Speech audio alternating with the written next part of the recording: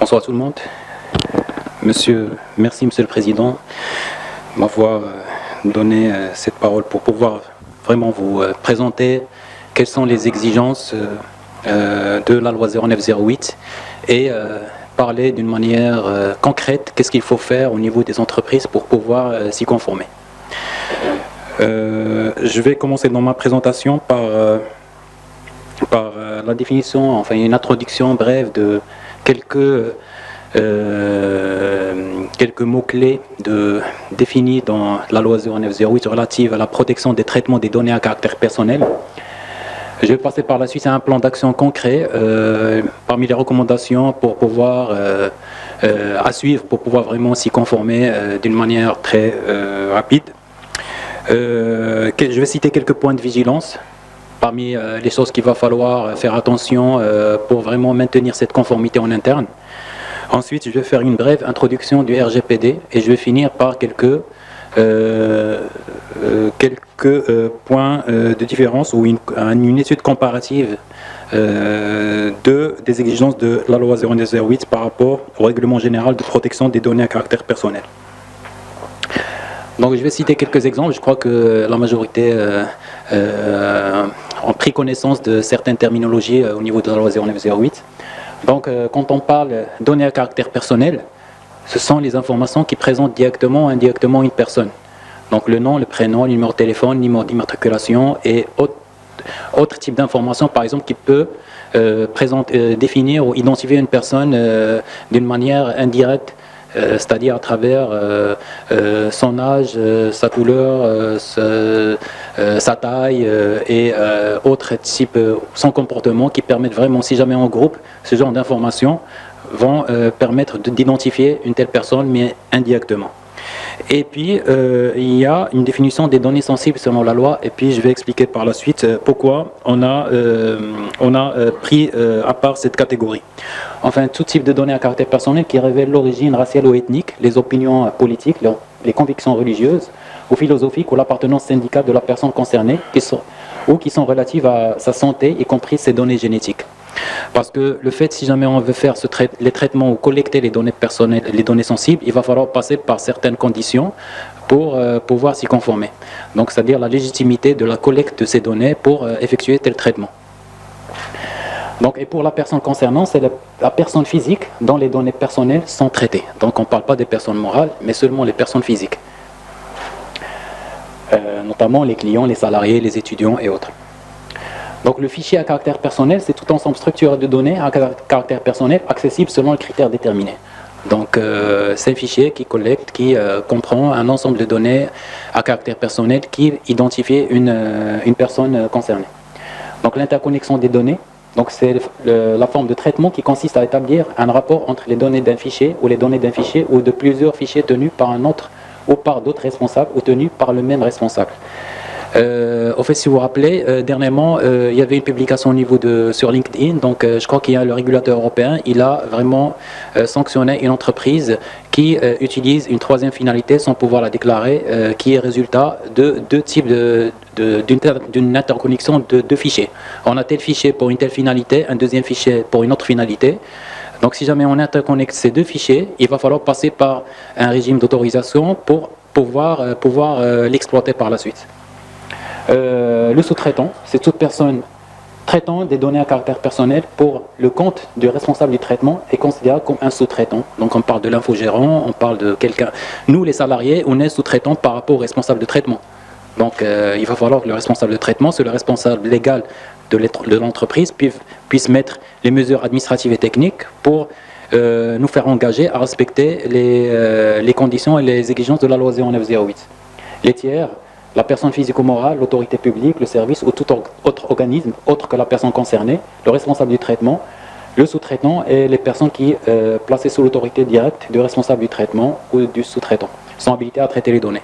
Par exemple, on part dans le cadre d'une assurance, donc on a les agents, les courtiers, pour les banques on a les filiales ou les partenaires, donc tout ça sont les tiers qu'il va falloir les déclarer aussi si jamais ils vont accéder ou ils vont recevoir une telle donnée pour tel traitement. Donc le traitement. Donc c'est toute opération ou ensemble d'opérations effectuées ou non à l'aide de procédés automatisés et appliqués à des données à caractère personnel. Donc en fait, la spécificité de cette loi, c'est qu'elle traite les données manuelles et automatisées et semi-automatisées. Donc c'est même si vous traitez des données manuellement qui n'ont rien à voir avec votre système d'information, il va falloir aussi les déclarer et émettre les mesures nécessaires pour respecter les exigences de la loi 0908. Le responsable de traitement, donc la personne physique ou morale, l'autorité publique, le service ou tout autre organisme qui seul ou conjointement avec d'autres détermine les finalités et les moyens de traitement de données à caractère personnel. Donc les obligations du responsable de traitement, qui est le responsable légal, c'est traiter les données d'une façon loyale, légitime et transparente, respecter les finalités du traitement, respecter le principe de proportionnalité, c'est-à-dire c'est pour éviter l'abus de collecte de données, il faut collecter seulement les données qui vont être nécessaires pour effectuer tes traitements. C'est-à-dire les champs dits optionnels, je crois que normalement c'est prohibié par la loi. Garantir aux personnes concernées l'exercice de leurs droits, donc le droit de consultation, modification et opposition, on va en parler tout à l'heure. Accomplir les formalités préalables auprès de la CNDP, tout ce qui est déclaration, demande d'autorisation et autres, et assurer la sécurité et la confidentialité des données, c'est en matière les mesures techniques et administratives et organisationnelles pour que les informations soient accessibles qu'aux personnes habilitées à effectuer tel traitement, notamment la sécurité physique et la sécurité logique. Donc le destinataire d'un traitement de données à caractère personnel, donc toute personne qui reçoit communication de ces données, qu'il s'agisse ou non d'un tiers, donc n'est pas destinataire d'un traitement de données à caractère personnel, sont les organismes qui sont susceptibles de recevoir communication de données dans le cadre d'une disposition légale.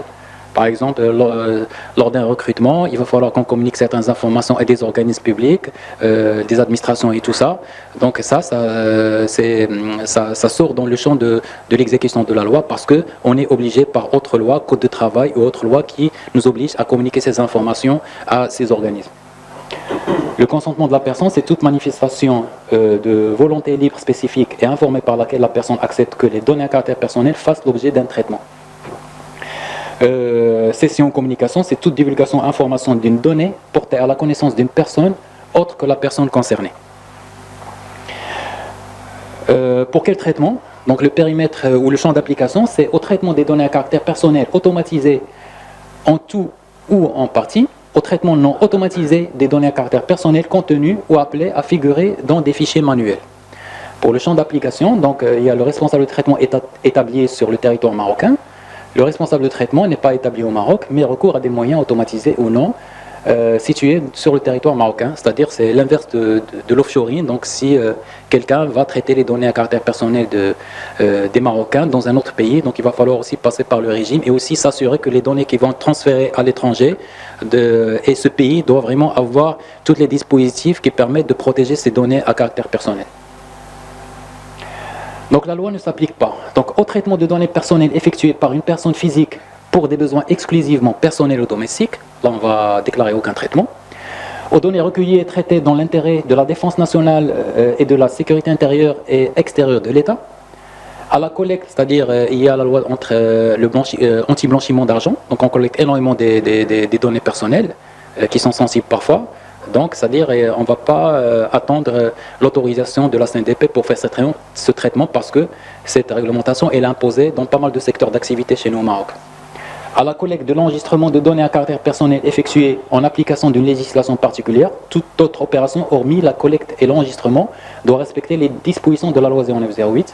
Aux données à caractère personnel recueillies et traitées à des fins de prévention, de répression des crimes et délits, sauf dans les conditions fixées par la loi ou le règlement qui crée le fichier en cause.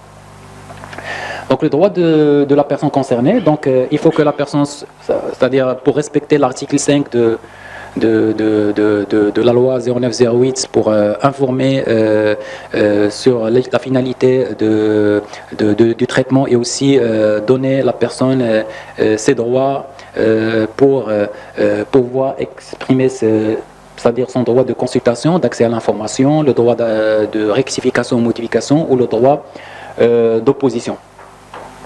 Et aussi c'est pour être protégé contre les messages publicitaires abusifs, donc c'est-à-dire c'est le fameux opt-out à travers le lien de désinscription ou stop SMS ou autre type d'opération pour pouvoir exprimer ce droit.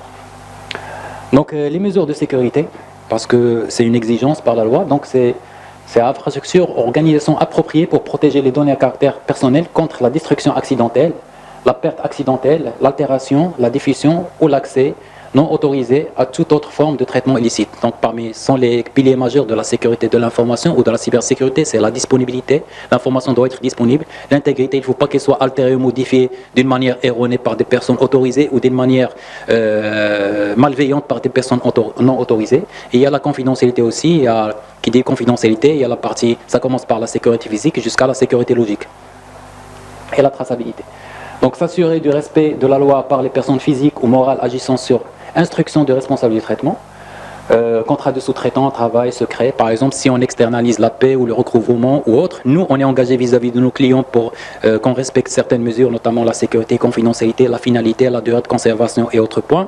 Il faut qu'on fasse obliger le sous-traitant pour qu'il respecte aussi ces dispositions, parce que c'est nous qui sommes comptables vis-à-vis du régulateur et non pas le sous-traitant. Donc à travers la mise à jour des contrats de sous-traitance.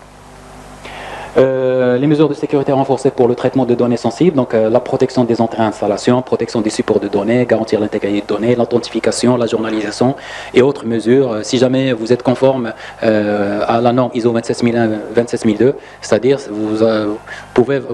vous avez répondu, je ne vais pas dire totalement, c'est aux exigences de la loi 0908, si jamais ces mesures et ces contrôles sont appliqués aussi sur les données à caractère personnel qui doivent identifier, catégoriser et classifier par la suite. Donc les formalités. Donc il y a 4 types de formalités. Donc il y a demande d'autorisation. Donc si jamais on traite l'une ou des données à caractère personnel, même si ce traitement on le fait seulement à 1% de tous les traitements, et même si on le fait seulement une seule fois par an, il va falloir déclarer ce traitement. Donc, les traitements des données sensibles, le changement de finalité, le traitement des données portant sur les infractions, condamnations aux mesures de sécurité, les traitements de données comportement le numéro de la CIN et l'interconnexion des fichiers dont les finalités sont différentes. Ce sont les conditions pour remplir le formulaire lié à la demande d'autorisation préalable et qui va vous donner certaines conditions pourquoi vous voulez vraiment utiliser ces données sensibles, et certainement vous allez être challengé par la suite par la CNDP sur le motif d'utilisation de ces données sensibles. Les déclarations sont les autres traitements qui traitent les autres données non sensibles. Demande de transfert de données à l'étranger, c'est-à-dire si jamais vous êtes sur cloud, il va falloir par la suite demander au fournisseur cloud de vous donner une attestation qui certifie que telles données sont dans tel pays. Et il va falloir l'accompagner dans vos dossiers de déclaration de traitement, parce que cette information va être nécessaire pour juger est-ce que vraiment ce pays il est légitime de collecter vos données à caractère personnel. Donc si jamais le pays il figure parmi les pays qui ont été définis par la CNDP dans une délibération, c'est-à-dire vous allez seulement informer la personne comme quoi que ces données vont être transmises à tel pays pour effectuer tel traitement. Mais si jamais ce pays ne figure pas parmi cette liste, il va falloir déjà expliquer le motif du transfert et aussi demander toutes les informations liées à la sécurité et confidentialité pour que ces données aient un engagement vraiment explicite, avec des sanctions, avec des pénalités et autres, pour que ce pays-là, cette entreprise qui se trouve dans ce pays-là, respecte les exigences de sécurité, confidentialité et autres types d'exigences. Déclaration de demande ou demande d'autorisation conformément à une décision. La CNDP elle a simplifié certains process qui sont presque communs chez toutes les entreprises, notamment le processus de recrutement, le processus d'achat, les processus d'assurance, tout ce qui est commercialisation des produits d'assurance, de la banque que je vais vous présenter tout à l'heure, la vidéosurveillance et autres. C'est-à-dire une fois que vous êtes conforme à cette délibération-là, vous pouvez seulement mentionner la référence de la délibération et vous dire qu'on fait le même traitement, mais par la suite, il va falloir que vous engagiez sur les exigences qui se trouvent dans ces délibérations, en matière de durée de conservation, mesures de sécurité et autres types d'exigences. Donc, il y a deux types de formulaires et déclaration de demande d'autorisation pour suite à une décision. Donc, pour les sanctions, au fait, il y a pas mal de sanctions, tout dépend de l'ampleur de la violation. Donc, il y a retrait du récépissé de la déclaration ou l'autorisation si le traitement porte atteinte à la sûreté ou à l'ordre public ou est contraire à la morale et aux bonnes mœurs. De 10 000 à 100 000 dirhams par violation et non pas par tous les incidents. À chaque violation, il y a une sanction pour chaque personne concernée. C'est 10 000 dirhams à 100 000 dirhams, c'est mise en œuvre d'un fichier de données à caractère personnel sans déclaration d'autorisation. Il va falloir faire attention, c'est-à-dire la CNDP a donné un délai pour que les anciens traitements doivent être déclarés. Ils sont tellement, comment dirais-je, c'est-à-dire ils n'ont pas vraiment mis d'obstacle pour pouvoir déclarer les anciens traitements. Mais à partir de maintenant, s'il y a un nouveau traitement, il va falloir passer par le régime de déclaration d'autorisation avant de le mettre en œuvre, avant de commencer la collecte des données personnelles. 20 000 à 200 000 dirhams par infraction, donc refus du droit d'accès, rectification d'opposition. Si jamais quelqu'un vous envoie, un client vous envoie une demande avec accusé de réception, il va falloir mettre en place les procédures internes pour pouvoir répondre à temps, sinon avec des accusés de réception, avec des délais de traitement. Et si jamais vous ne répondez pas à ça, il peut vraiment déposer une plainte auprès de la CNDP qui va par la suite vous demander le motif de la non-réponse à la demande de l'utilisateur en personne. L'emprisonnement de 3 mois à 1 an ou d'une amende de 20 000 à 200 000 dirhams, c'est collecte par moyen frauduleux, déloyal ou illicite des données à caractère personnel. La mise en œuvre d'un traitement à des fins autres que celles déclarées ou autorisées. Donc il va falloir respecter les finalités et mettre par exemple un processus de surveillance et d'audit et peut-être l'intégrer dans vos plans d'audit annuels pour que aussi cette conformité soit aussi, les exigences de la loi 0908 soient respectées. Emprisonnement 3 mois, 1 an ou 20 000 dirhams à 200 000 dirhams, c'est le non-respect de la durée de conservation. Donc il va falloir mettre en place toutes les mesures nécessaires, l'anonymisation et autres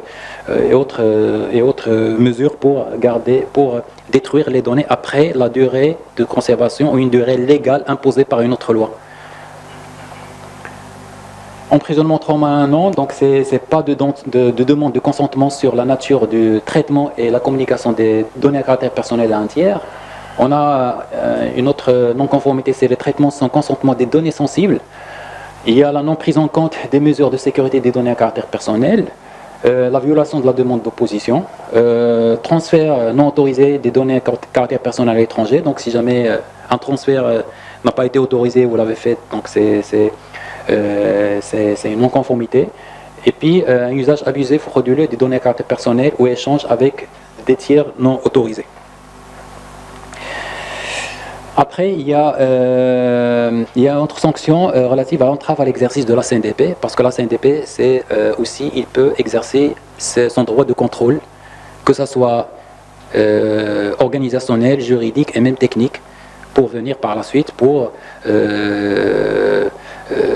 évaluer le niveau de sécurité des données ou d'une application qui collecte telles données.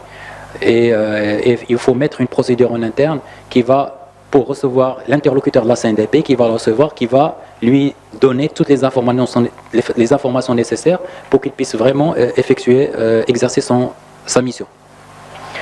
Et puis, le refus d'application des décisions de la CNDP, c'est pour 3 mois et 1 an.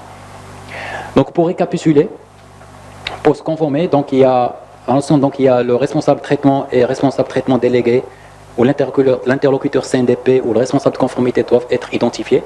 Parfois, si jamais on ne va pas à chaque fois gêner le responsable de traitement, le directeur général ou le président directeur général ou autre responsable, à chaque fois on va partir pour déranger avec la signature des formulaires, il faut qu'il fasse une lettre de délégation de pouvoir à une personne qui va pouvoir prendre d'une manière opérationnelle et signer ces traitements et suivre le niveau de conformité.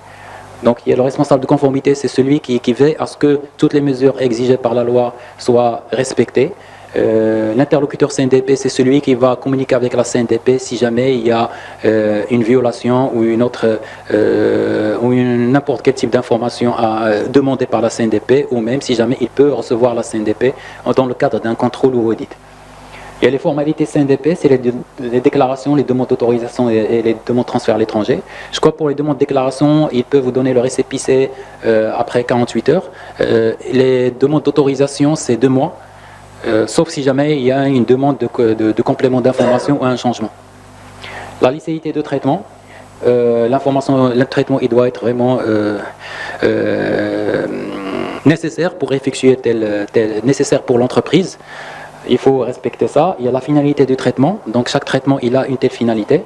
Si jamais vous collectez les mêmes données, mais pour une autre finalité, il va falloir passer par un autre formulaire pour déclarer cette finalité, pour avoir le numéro de récépissé.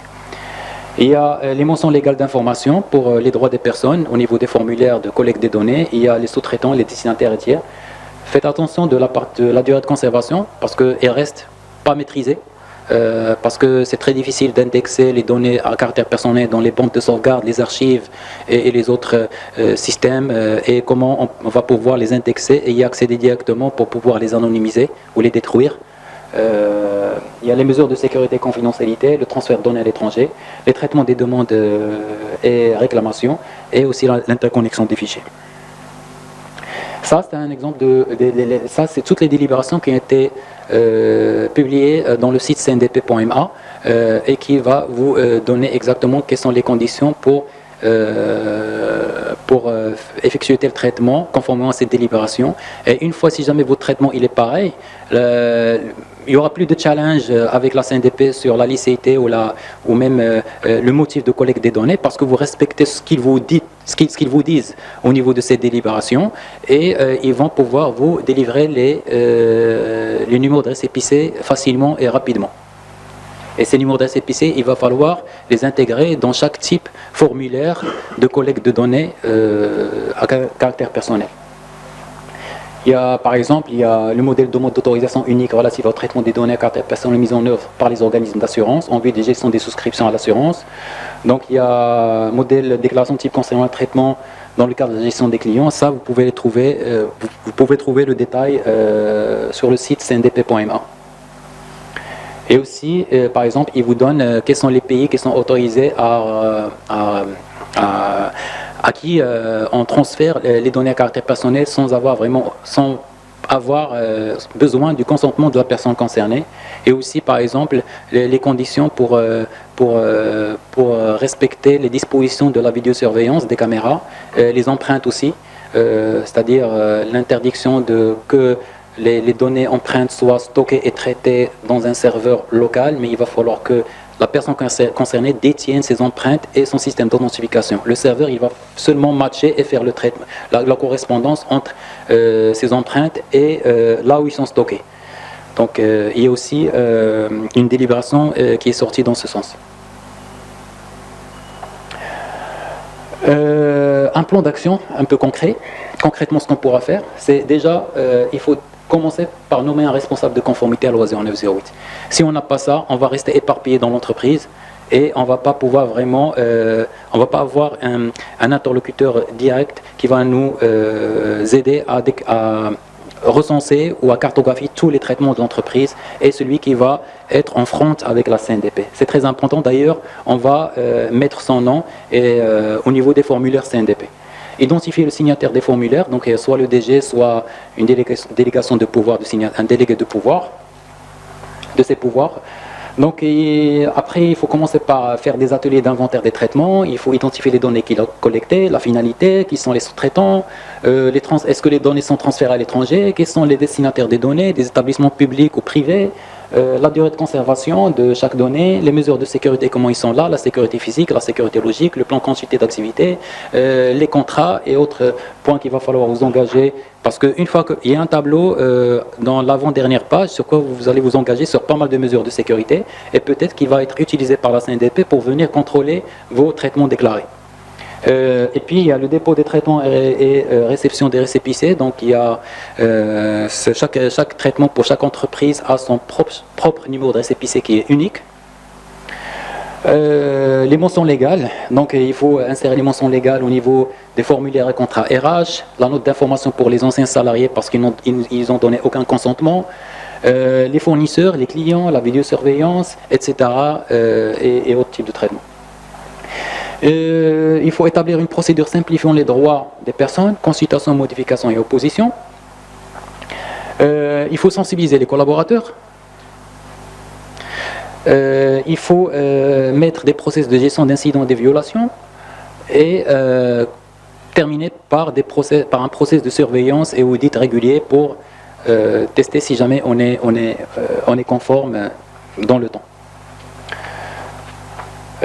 Quelques points de vigilance.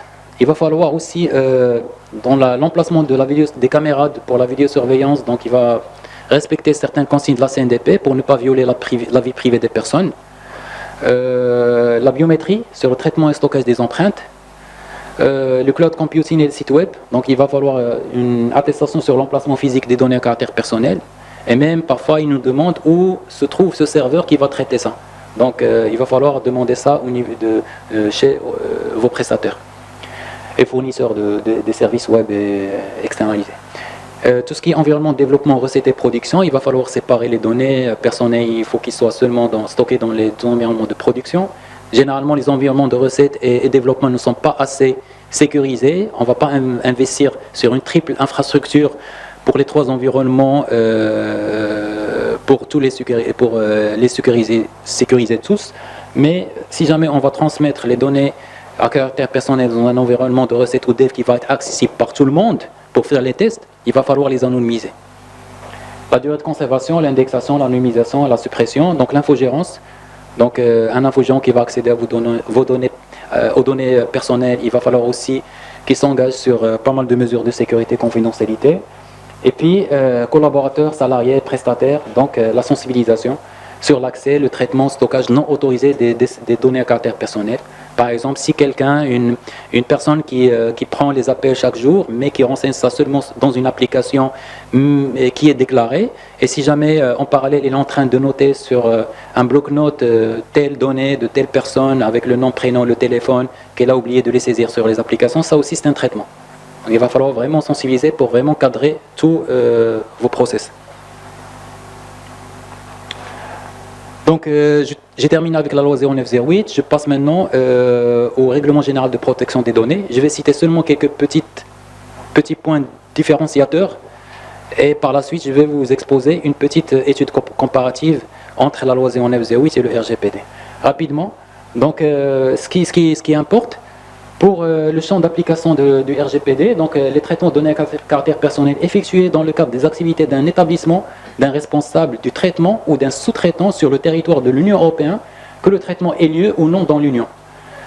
Pour les données à caractère personnel à des personnes concernées qui se trouvent sur le territoire de l'Union européenne, pas un responsable de traitement ou un sous-traitant qui n'est pas établi dans l'Union lorsque les activités de traitement sont liées à l'offre de biens ou de services à ces personnes concernées dans l'Union, qu'un paiement soit exigé ou non, ou au suivi de comportement de ces personnes dans les mesures où il s'agit d'un comportement qui a eu lieu au sein de l'Union. Et puis les données à caractère personnel par un responsable de traitement qui n'est pas établi dans l'Union, mais dans un lieu où le droit d'un État membre s'applique en vertu du droit international public. Ce sont les conditions. Si jamais vous êtes sous ces conditions-là, il faut que vous soyez conforme au RGPD. Donc il y a plusieurs, je ne vais pas lire ces définitions, donc il y a les nouveautés, donc il y a le droit de limitation de traitement, entre le droit d'opposition, d'accès, de suppression, donc il y a une limitation. Si jamais il y a un incident, une violation, on peut seulement demander d'arrêter l'exécution de ce traitement jusqu'au jour où je vais vous donner l'ordre de reprendre son exécution. Il y a le profilage. C'est tout ce qui est étude comportementale des personnes physiques. La pseudonymisation, c'est un nouveau terme, donc il va falloir, il faut mettre les mesures nécessaires pour que les données, si jamais on les collecte, il ne faut pas vraiment que ça identifie directement une personne. Violation des données à caractère personnel, une violation de la sécurité entraînant de manière accidentelle, illicite, la destruction, la perte, etc. Donc les personnes concernées ont le droit d'obtenir du responsable de traitement l'effacement ou à l'oubli dans les meilleurs délais de DCP lorsque l'un des motifs suivants l'applique. Les données ne sont plus nécessaires au regard des finalités pour lesquelles elles ont été collectées ou traitées. Retrait du consentement, opposition du traitement, opposition au traitement et traitement illicite. Et ne s'applique pas, c'est comme les conditions de la loi 0908. Ils ont aussi presque la même chose, c'est l'exercice du droit et à la liberté d'expression d'information, obligations légales, intérêt public, etc. Donc il y a le droit de limitation s'applique pour vérifier l'exactitude des données à caractère personnel par le responsable de traitement. Il y a d'autres conditions pour exercer le droit de limitation. Et aussi le droit de portabilité de données, c'est très important. Aujourd'hui, je suis client chez telle banque, mais demain, je vais partir chez une autre banque, un concurrent. Je peux vraiment exercer mon droit de me donner un fichier qui va regrouper toutes les informations personnelles qui me concernent dans un fichier vraiment structuré, standard, pour que l'autre banque peut l'intégrer et continuer le traitement sans pouvoir remplir tous les formulaires de la banque, ma nouvelle banque. Donc c'est la notion de la portabilité, elle est très importante. Il y a aussi la notion de privacy by design et privacy by default, c'est-à-dire à la conception d'un traitement, il va falloir faire une analyse de risque, identifier quelles sont les informations collectées, quelles sont les mesures de sécurité, qu'est-ce qu'il va falloir appliquer. Il y a des choses à la conception et les choses qui doivent être prises en charge par défaut. Et puis, ils vous permettent aussi de certifier vos applications qui traitent les données à caractère personnel. Vous pouvez la certifier avec le RGPD. Ça, les notifications de violation. Au fait, le responsable de traitement, il est obligé de notifier la violation après, au maximum, 72 heures. Sur toute la violation et même les mesures entreprises pour réduire ou même arrêter cette violation ou corriger cette violation. Pour le responsable de traitement, il n'y a pas d'obligation sur le nombre, sur la durée de notification, parce que le responsable de traitement, il doit notifier la violation. Le sous-traitant, il doit notifier la violation au responsable de traitement, qu'il va falloir la notifier au régulateur.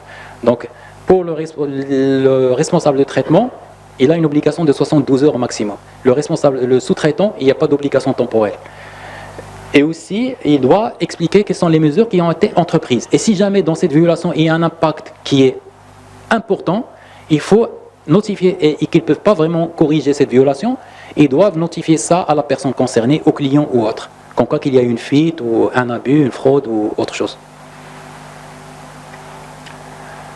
Il y a 4 sanctions. Il y a des choses qui peuvent s'élever jusqu'à 10 millions d'euros et jusqu'à 2% du chiffre d'affaires. Il y a d'autres choses qui peuvent aller jusqu'à 20 millions d'euros avec 4% du chiffre d'affaires annuel. Donc il y a pas mal de... Il y a 4 types de sanctions de chaque type de violation. Donc on va faire une petite étude comparative. J'ai fait les articles seulement qui concernent les clients et non pas le régulateur. Par exemple, au niveau de l'article de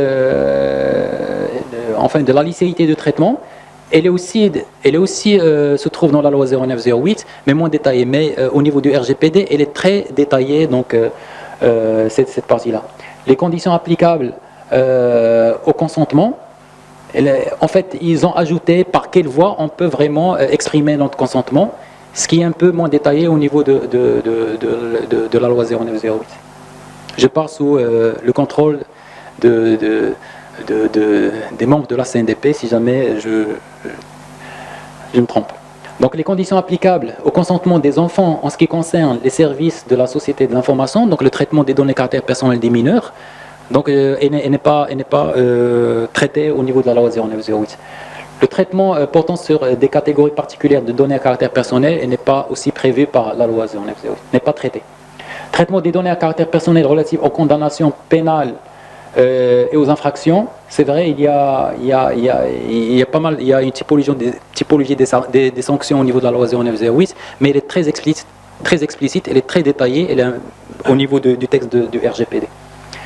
Traitement ne nécessitant pas l'identification, ce n'est pas traité. La transparence des informations et des communications et modalités de l'exercice des droits de la personne concernée est traitée. L'information à fournir lorsque des données à caractère personnel sont collectées auprès de la personne concernée, elle est traitée. L'information à fournir lorsque les données à caractère personnel n'ont pas été collectées auprès de la personne concernée, elle est moins traitée, elle n'est pas très détaillée. Droit d'accès de la personne concernée, donc elle est moins traitée. Donc il reste seulement le délai de réponse. Donc ce n'est pas spécifié au niveau de la loi 0908, c'est 72 heures et autres. Droit de rectification, elle est traitée. Droit à l'effacement, droit à l'oubli, non détaillé. Il y a la partie droit à l'oubli qui a été mentionnée au niveau de la loi. Droit de la limitation du traitement, donc elle n'est pas traitée. L'obligation de notification en ce qui concerne la rectification ou l'effacement des données à caractère personnel ou la limitation du traitement, elle n'est pas traitée. Le droit de la portabilité des données, elle n'est pas traitée par la loi 0908. Droit d'opposition, elle est traitée. Décision individuelle automatisée, y compris le profilage, elle n'est pas traitée. Les limitations, non. La responsabilité de responsable du traitement, elle est moins détaillée. La protection des données dès la conception et protection des données par défaut, elle n'est pas traitée. C'est privacy by design et by default. Responsable conjoint du traitement, elle n'est pas traitée. Représentant des responsables du traitement ou des sous-traitants qui ne sont pas établis dans l'Union, elle est moins détaillée. Sous-traitant, donc elle est un peu moins détaillée au niveau de la loi. Traitement effectué sous l'autorité du responsable du traitement ou du sous-traitant, donc elle n'est pas traitée. Au côté sous-traitant, les responsabilités de sous-traitant. Le registre des activités de traitement, en fait, pour la loi 0908, elle utilise un régime différent. C'est on déclare les traitements, les formulaires à la CNDP. Pour le RGPD, il va falloir nommer un DTPO, un Data Privacy Officer, celui qui va maintenir un registre qui va avoir toutes les informations nécessaires qui sont presque conformes aux informations qui se trouvent dans les formulaires de la CNDP. Sécurité du traitement, elle est moins explicite. Donc, en fait, eux, le RGPD, ils ont imposé le cryptage, la pseudonymisation et autres. Donc, ils ont donné quelques indices pour pouvoir assurer la sécurité des traitements. La notification à l'autorité de contrôle d'une violation des données à caractère personnel, elle n'est pas traitée. Communication à la personne concernée d'une violation de données à caractère personnel, elle n'est pas traitée. Analyse d'impact relative à la protection des données, elle n'est pas traitée. Désignation du délégué de la protection des données, donc il y a un autre régime pour la loi 0908, il faut identifier l'interlocuteur de la CNDP. La fonction du délégué à la protection des données, elle n'est pas traitée. Mission du délégué à la protection des données, elle n'est pas traitée. Code de conduite, elle est moins détaillée. La certification, elle n'est pas traitée, donc le RGPD, il peut certifier des entreprises. Le principe général applicable au transfert, il est un peu moins détaillé. Transfert fondé sur une décision d'adéquation, moins détaillé. Transfert moyennant des garanties appropriées, moins détaillé. Dérogation pour des situations particulières, non traitées. Droit d'introduire une réclamation auprès d'une autorité de contrôle, non traitée. Droit à un recours juridictionnel effectif contre une autorité de contrôle, il n'est pas traité. Et le dernier slide, donc droit à un recours juridictionnel effectif contre un responsable du traitement ou un sous-traitant, il n'est pas traité. Droit à réparation et à responsabilité, il n'est pas traité. Garantie et dérogation applicables au traitement à des fins archivistiques dans l'intérêt public, à des fins de recherche scientifique ou historique ou à des fins statistiques, non traitées. Et règles existantes des églises et associations religieuses en matière de protection des données, elle n'est pas traitée. Généralement, ce sont les choses qui différencient. Donc, si jamais on met à jour notre loi par rapport au RGPD, donc il y a des choses qu'il va falloir mettre à jour. C'est vrai, s'il y a la loi, on a tout déclaré et on a toutes les mesures nécessaires qui sont appliquées. Il y a seulement des deltas qui vont être ajoutés pour pouvoir se conformer rapidement au RGPD. Merci. Vous avez des questions?